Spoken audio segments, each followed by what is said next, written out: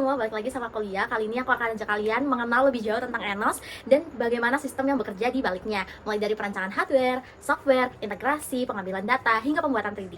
Yuk ikuti terus!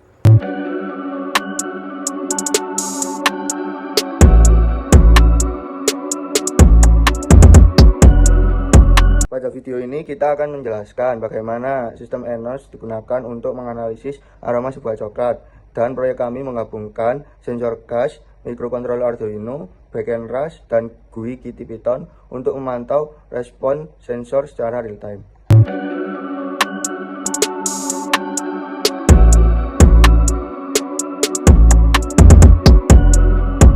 Untuk struktur programnya sendiri dibagi menjadi dua, yaitu pemrograman hardware dan pemrograman software.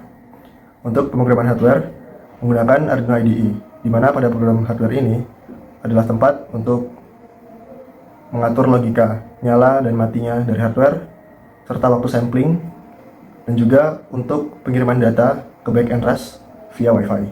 Untuk struktur pemrograman software dibagi lagi menjadi dua, yaitu front end dan back end.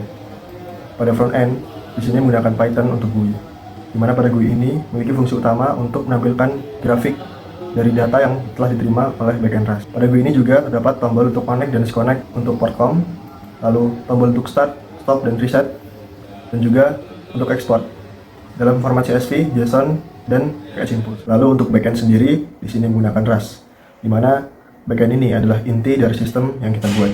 Backend RAS ini menjadi tempat untuk pemrosesan dan eksekusi dari perintah-perintah yang dikirimkan oleh GUI via HTTP API, dan juga menjadi tempat untuk menerima dan menyimpan data yang dikirim dari hardware via Wi-Fi, dan juga backend RAS ini dihubungkan pada database InfluxDB dan Impulse untuk penguploadan data via lokal.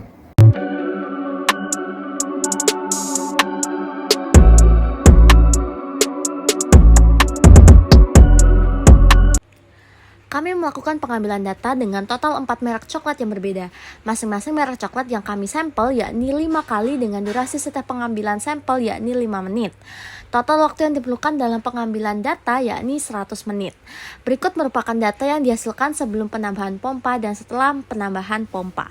Dapat dilihat bahwa grafik sebelum penambahan pompa menghasilkan grafik sinusoidal, sementara grafik setelah penambahan pompa menghasilkan grafik step.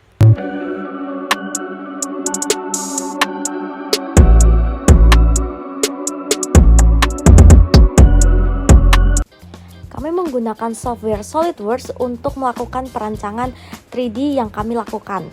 Dapat dilihat dari perancangan 3D kami, dapat diamati terdapat beberapa komponen seperti Arduino, motor shield, motor servo, buck converter, power supply unit, chamber, sensor, fan di bagian bawah, terdapat 2 pompa, dan lubang untuk fan di bagian bawah.